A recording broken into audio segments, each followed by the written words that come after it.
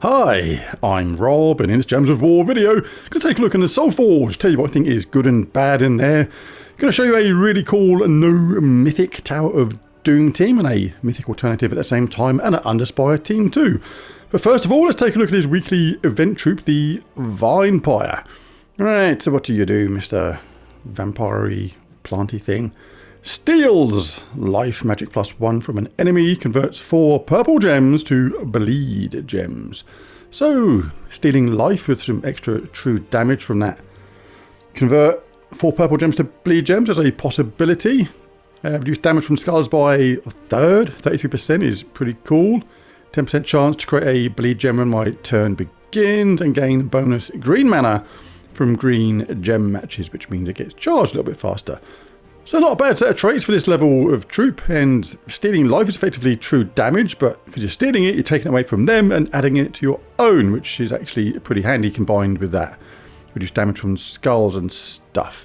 And the extra part is a bit of a bonus too, so not too bad. It's not like brilliant or nothing like that. Certainly there's going to be other troops, more, experienced player can use in their team instead, but overall it's not too bad. Only about a 6 out of 10. In certain restrictions, that may actually come in handy. So as ever, get it all the way up to Mythic level if you can, like that, and say thank you very much. Thank you, Tar. Anyway, what? Anyway, a man fell 9 stories from a nightclub. Police confirmed he wasn't a bouncer.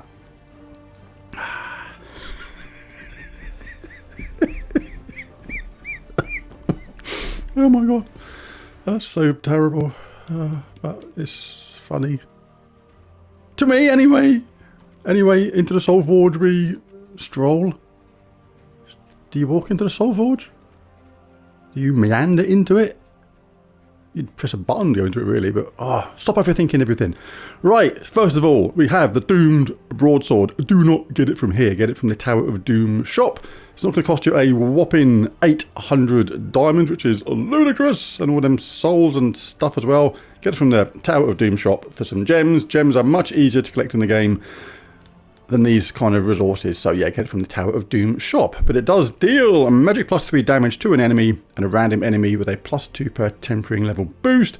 If the enemy uses green mana, inflict bleed, and if the enemy has a doom, break their armor first. So that last part of the spell, if the enemy has a doom, break their armor first, is going to be very handy for this event. Kind of useless after that, but for this event, very good. And you got to use this weapon anyway, so yeah, all good. Pick it up from the Tower of Doom shop. Do you see? Right, I'm not going to go over all these ones here on a regular basis. They're in my Soulforge extra video. There'll be a link to that in the description below. First up of the weapons that are here, new is the Elemental Bow. Deal damage to an enemy, boosted by elemental allies, then create a mix of 6 blue and green gems for each elemental ally.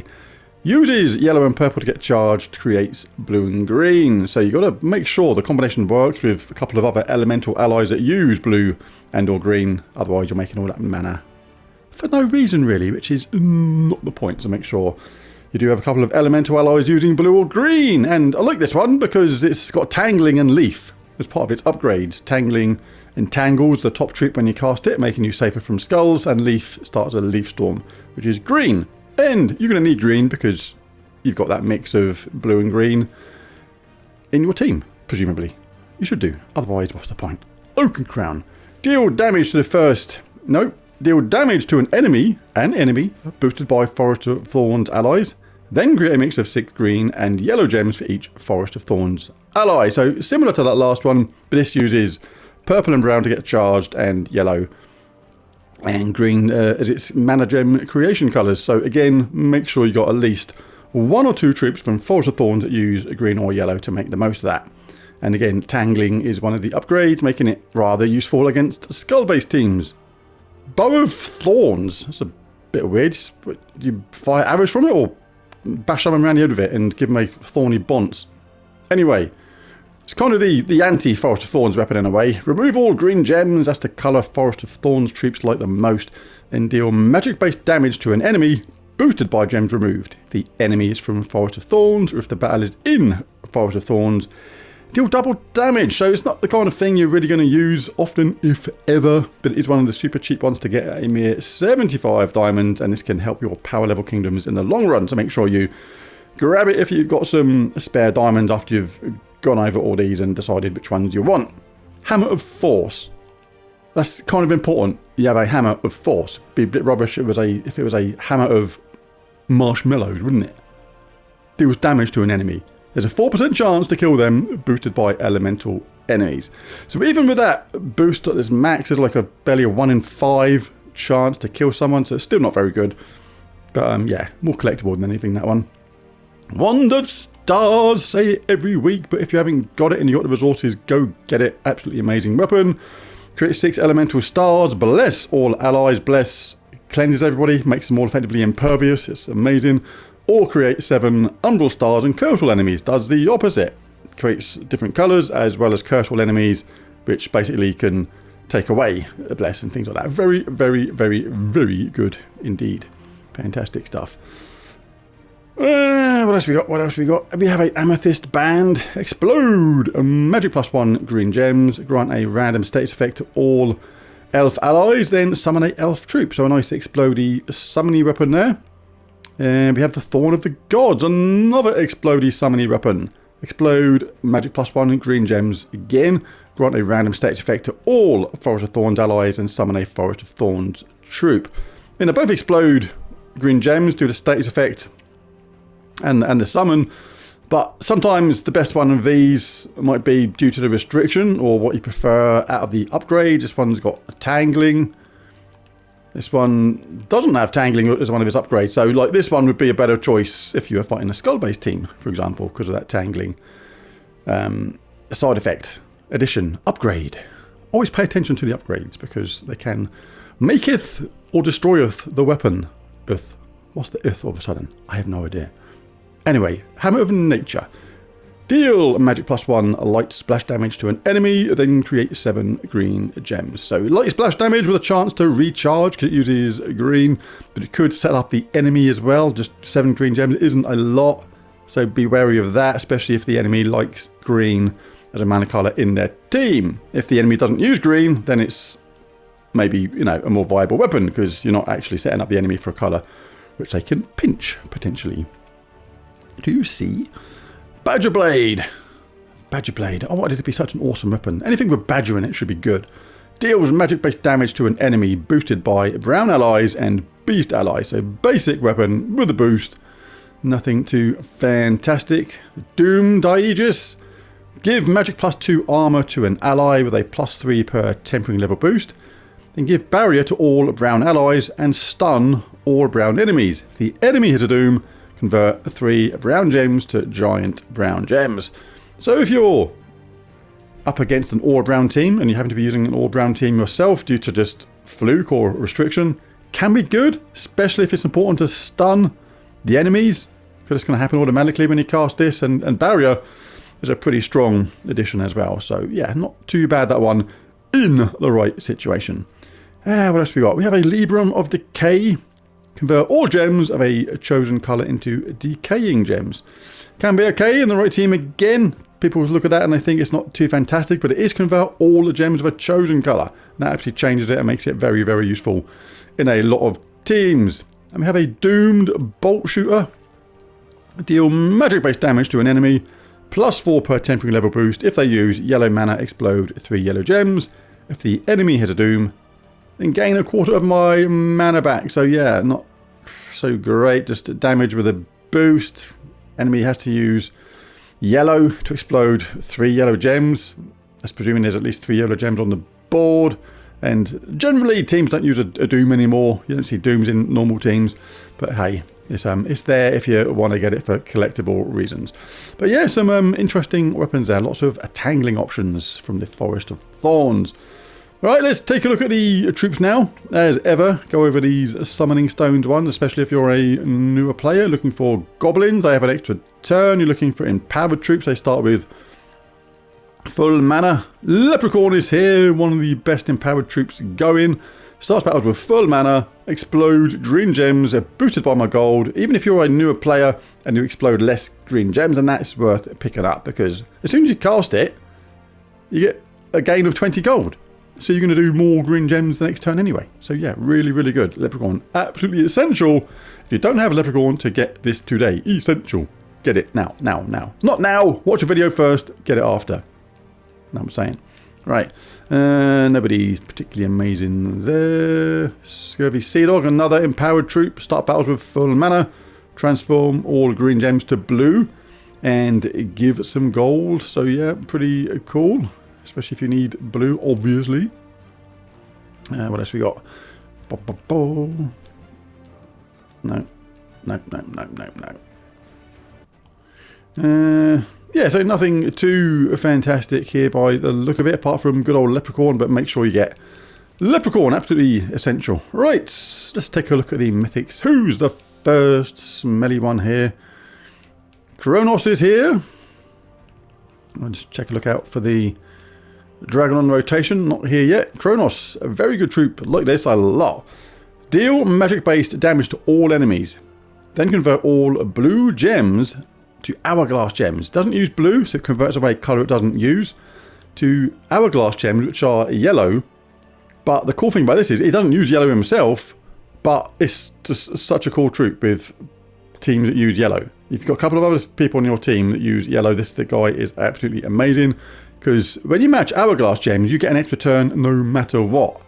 Absolutely fantastic. Frozen, just a 3-match, whatever, you still get an extra turn. And this is where that last trait, Essence of Time, completely comes into its own. Enchant all allies when I get an extra turn. Not when I get a 4-match or 5-match, when you get an extra turn. So that can mean just a 3-match on hourglass gems. Got 2 yellow and you match it with 1 hourglass gem. That gives you an extra turn. That is going to enchant all allies. That is mad. And the fact that he converts blue gems to hourglass gems, this guy can absolutely loop and loop and loop in the right team. Works really well with a Daughter of Time. One of the troops that works with, I think, is it Daughter of Time? Yeah, I'm pretty sure it's Daughter of Time. Yeah, reduce damage from spells by 25% is not bad, and gain 1 magic when an ally casts a spell. Just boosts up that damage he does as well. So Kronos, absolutely a fantastic troop. Really, really good. And who is next? Oh, we have Sephiroth. That's the Dragon on rotation. That's what I was looking for a second ago. Yeah, if you're on a path to crafting rather, Diamantina, and you can get this for more cost of Dragonite. 2,000 is a lot, but if it's the last dragon you need, oops, what we're doing? Be careful, don't accidentally craft a load. If it's the last dragon you need on the path to crafting Diamantina, you can guarantee you get it today at more Dragonite cost. But it's swings and roundabouts. You can just open up another dragon egg for normal cost and get Sephiroth. But you could open up another 20 as well and not get it, and it costs you an absolute fortune. I like to go by absolutes, knowing that I will get this for the guaranteed cost. So you pay your Dragonite, you take your choice, but I know what I would do. Next, normal Mythic, here for only 3 days, 22 hours and 11 minutes, is Mythrilian. Explode a 3x3 block, gain magic-based armor, and barrier a random ally for every skull. Excuse me, that was coming, that one, and I tried to sort of mute it, but it didn't work. It was determined to have a little burpy thing. Barrier a random ally for every skull destroyed. Traits to gain 1 armor when an enemy casts a spell is just stupidly low for a Mythic. And it's when an enemy casts a spell as well, which is even more stupid. But the other 2 are pretty good. Reduce damage from spells by 50%, and Mithril armor reflect 75% of skull damage. So it's a super defensive troop, more annoying than anything, and overall not that great. It's just, yeah, bit of a disappointment, Mythrilian, shall we say. Amarok, hot dog, absolutely fantastic Mythic, absolutely love this one. It's going to be tricky to pick one between this one and, what's his face? What's his face called? Kronos, him down there. This between these 2 for the Mythic of the Week right now. Not him! He's rubbish! Amarok deals magic-based damage, and it's over double your magic to an enemy. There's a 10% chance to devour them, boosted by red gems and burning enemies. If the enemy dies, create 9 red gems. So that 10% chance to devour may sound low, but the boost with a load of red gems on the board is what makes it absolutely fantastic. You can get it to like such reliable levels in a red storm. It is nuts. And if the enemy dies, create 9 red gems so we can self-charge and do it again. It's absolutely mental. And the right team, Amarok is one of the most underrated mythics in the game for me. Hardly hear people talking about it, but like I say, in the right team is absolutely awesome. Reduce damage from skulls by 50% is really cool too. And burn and stun a random enemy when matching 4 or more gems is pretty good, because obviously the burn helps the spell. So yeah, Amarok, absolutely awesome stuff. Was that it? I think it was. No, we've got one more left. Jotnar Rubbish Shield. One of the early mythics in the game, showing his age. He didn't even have a bit of stubble when he appeared in the game. Now he's got that beard. That's how long he's been hanging around for. And the power creep in the game is just left him lagging. Just deals true damage to an enemy boosted by barriered allies and giant allies. Yes, that is it. And he's a mythic. They're far better, even legendaries than that in the game now. Give a random ally a barrier on 4 or 5 gem matches and gain 2 life on 4 or 5 gem matches. Yeah. I mean, Storm Shield's alright, but yeah, it's just not very good anymore. More collectible now than anything. Let's take a look at these legendaries quick. Keeper of Souls. Fantastic legendary. Absolutely amazing. Don't worry too much about the traits, even though again 50% bonus souls from battle is good if you're still chasing souls. And 50% chance to summon a white when an enemy dies is not bad if you've lost someone yourself. But transform all gems a chosen color to skulls. That is amazing. That is so good. So providing you're in a skull based team and you do a lot of damage, and you can combine this with things like archer class with the hero up top, so you got a 50% chance, or 15% chance rather, to auto kill someone. On that 15% chance to just kill someone on skull damage with archer class. You've got that trait. Absolutely fantastic. Is the Keeper of Souls. Infernal King. Convert green gems to skulls and brown gems to red and deal magic based scatter damage. So you do have to look out for that conversion. Can be really good. And it does have a 25% chance to resurrect after death, which does have an annoying habit of working several times, thus making him a little bit immortal. Not entirely. There can be only one. Do you see? Glitter Claw. Damage to a random enemy. Transform all blue gems to green to boost the effect. And Fairy Fire all enemies. Again, not too bad. That damage, but the boost and Fairy Fire all enemies means if you can cast this quickly, then the Fairy Fire adds 50% extra damage from incoming spells to the enemy, which can really make a difference. And gain enchantment matching red. So handy if you got someone that uses red on your team, so you're doing that for a reason, not just to get the enchant. And gain magic when an ally casts a spell that boosts up the damage every time. Not too bad. And we got one more. Queen Ash, there she is. Deals heavy splash damage to the second last enemy boosted by brown gems and allies. Pull them to the front and create 3 elemental stars. Reduce damage from skulls by 50%. Very good. Create a brown gem when my turn begins and give 2 magic to all elemental allies when matching brown gems. Stick 3 of her in a team with a weapon and you can have a pretty reliable, very good loopy team, because you're going to create 3 brown gems when your turn begins. You're going to gain that magic all the time when matching brown gems, because you'll be doing that a lot.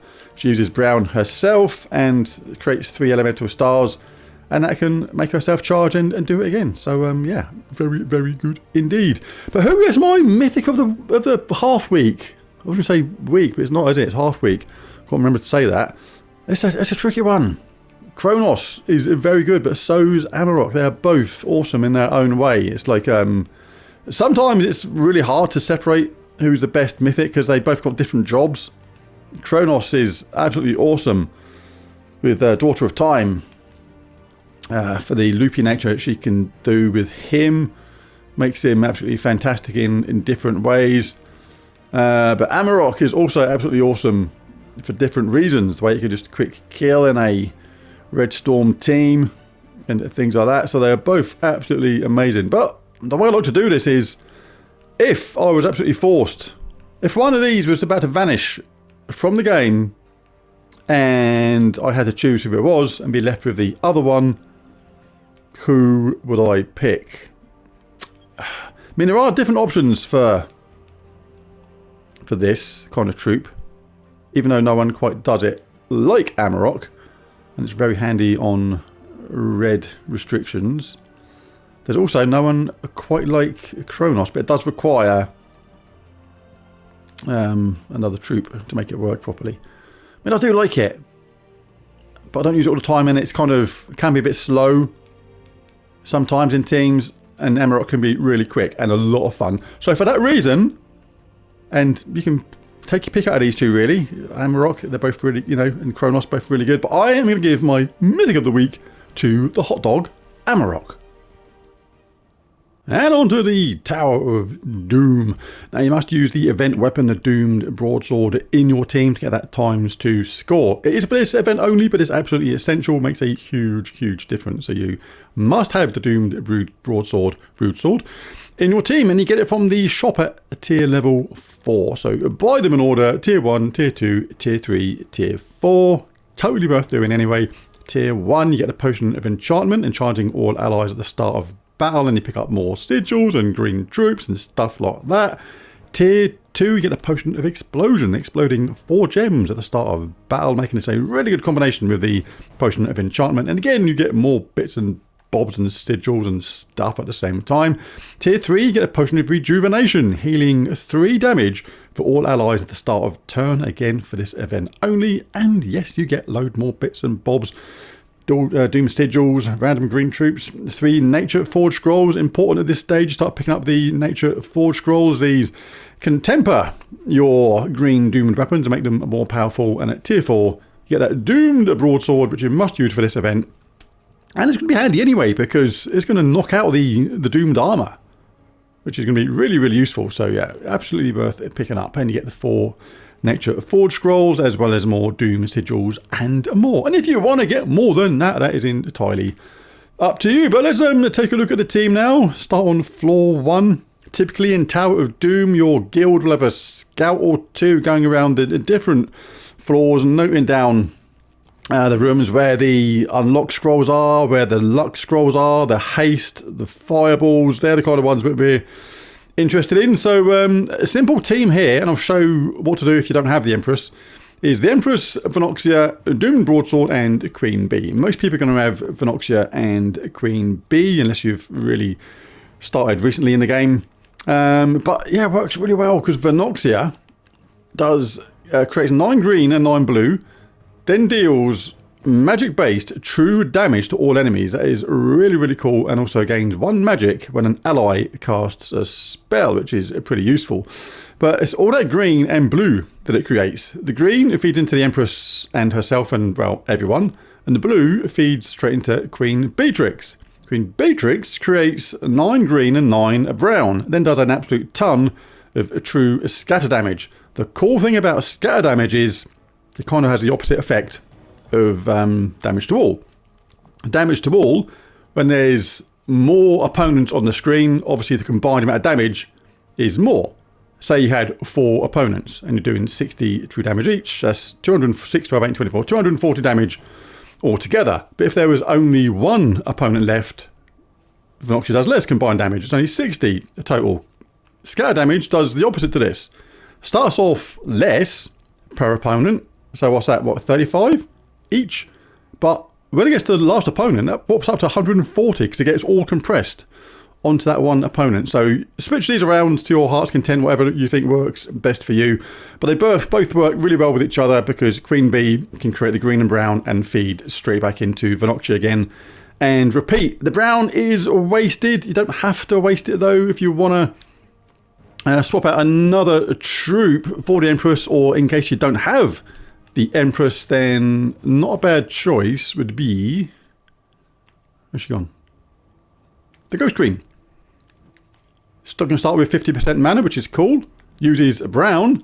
Steals mana from an enemy, which slows them down, and then steals life, sorry. So that's like true damage as well, which means it works really well with other troops. But more, just as importantly, she uses brown as well. So when you cast Queen Bee, all that brown creation is going to go straight into the Ghost Queen. And you've got 3 troops there doing true damage. That's a good way to, A, not waste brown, then when Queen Bee casts, and also not to Another option if you don't have the Empress. I'll get my words out in a minute today. Crikey, what's going on? Anyway, the banner for this would be the Fox banner. +2 green, +1 blue, -1 red is a pretty decent choice. And we'll be in a Geomancer for this, because basically we're going to have like 50% starts on the Empress as well, which is really cool. We can have stuff like Serendipity. This one doesn't actually matter. Anti-magic sphere is handy. Tactician, always good to have a little bit more magic. Rock solid. Still get benefit from that brown from Queen Bee. Gain a barrier when matching brown gems. Very useful indeed. Tree of Knowledge. As soon as we click green, which we're doing all the time, we get enchanted. Mental, but really good. And Fortitude. Why not be immune to stun, poison, disease, death mark, lycanthropy, and devour. Right. I've jumped forward to floor 10, absolutely flying through these levels. Got a nice haste scroll in here. So it's working really well. I actually really like Phenoxia in second place. All that true damage to all enemies, because all the enemies are there at the beginning, even though you may not kill them in a single cast. What it means is you're going to basically soften them all up, every single one of them, for Queen Bee to finish off. And because all the blue feeds into Queen Bee, that can happen really, really quickly, and we can boost up Queen Bee with the Empress as well. It just works. Just got to remember to cast things in the right order sometimes, which I'll hopefully get a chance to show in this battle. So let's see what happens at the beginning there. Obviously good to get Phenoxia up straight away if we can. So we'll look for some purple or green. And what we got? We'll have a bit of that for Phenoxia. So when we cast this, even if you're not going to kill them, we create a load of blue at the same time. There you go. We've got the 4 match, and that charged up our B, and you do loads of true damage. You can cast this if you want. Look at this boost, 105. That's an extra turn.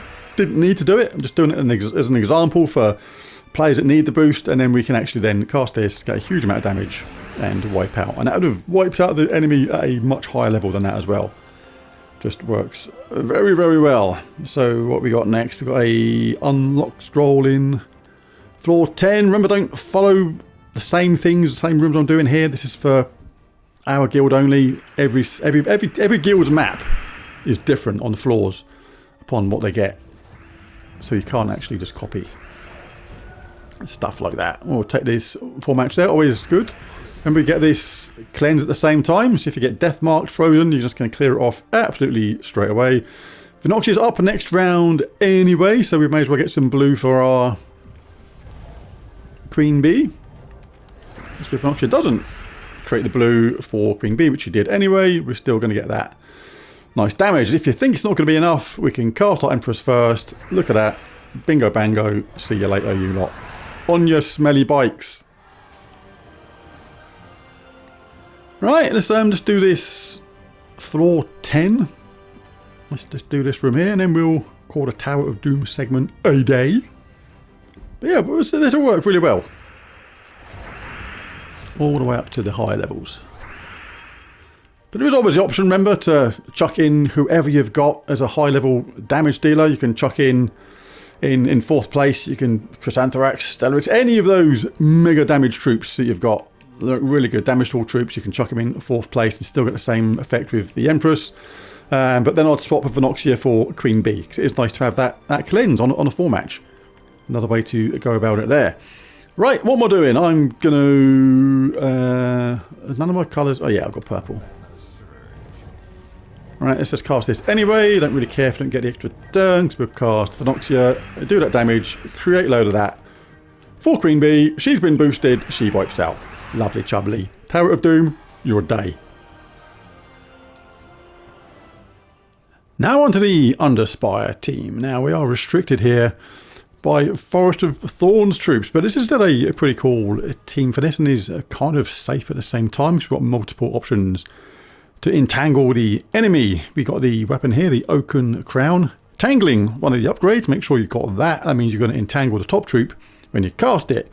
Deals damage to an enemy boosted by Forest of Thorns allies, which is the whole team. Then create a mix of 6 green and yellow gems for each Forest of Thorns ally. So all the green is going to feed into Rowan Sylvanamora, and all the yellow will feed into Green Seer.